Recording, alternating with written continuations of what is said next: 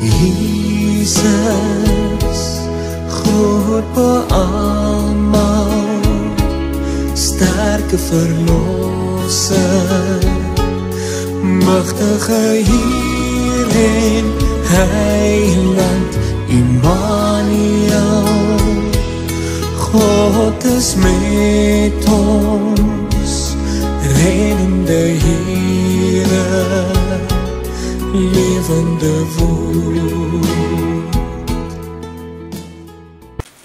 Goeiedag.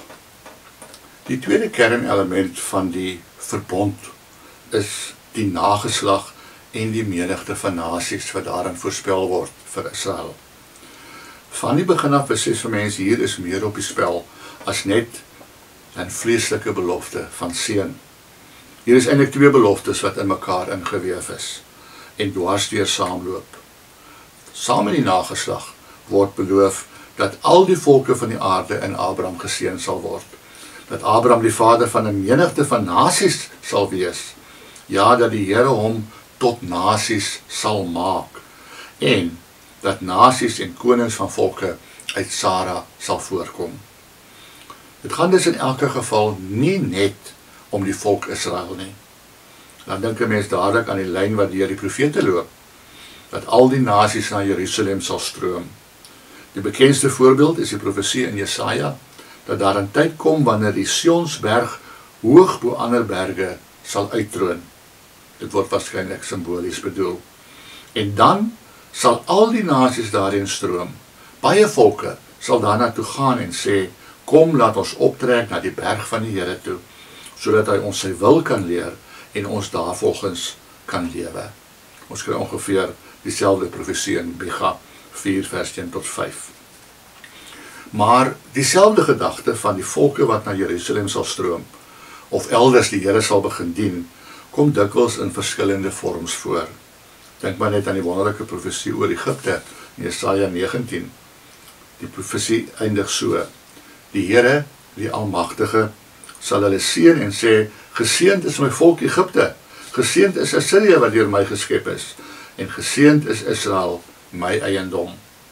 Hier verskyn Israel weer op presies dieselfde vlak, saam met ander nasies, maar nou in 'n heerlikheidsverband en nie onder die oordeel nie. So word die belofte van 'n nageslag aan Abraham vervul. Dis 'n hoogs geestelike saak. Jeremia gee die sleutel om hierdie volk hulle bekerings te verstaan. Wanneer die volk hulle bekeer, sal die Here hulle so seën dat Israel die troon van die Here genoem sal word. Dan sal al die nasies in Jerusalem bymekaar kom en om die naam van die Here te eer. Dit word in die volgende hoofstuk ook weer herhaal. As Israel hulle bekeer, sal die nasies hulle seën van die Here verwag en in hom roem. Sagaria gee net so 'n heerlike vooruitsig. Baie volke sal in Jerusalem kom en sê, kom ons gaan raadpleeg die Here, ons gaan vra na die wil van die Here. Is dit nie presies wat die Here oorspronklik aan Abraham beloof het nie, dat alle volke in hom geseën sal wees? Maar hierdie belofte het van die begin af saam met die een geloop van die volke wat Jerusalem toe kom. Die twee is eintlik 'n eenheid. Die Here sal die nageslag van Abraham seën, dan sal hulle baie word en so voorspoedig wees dat die volke gelok sal word om te kom kyk en ook die Here te begin dien. Ons kan dit die Ou Testamentiese sending metode noem. Israel was nie geroepe om na die volke toe te gaan nie. Hulle moes net aan die Here getrou bly. Dan sou hy hulle so seën dat die volke na hulle kom om die seën van die Here te kom aanskou. Kom ons bid saam.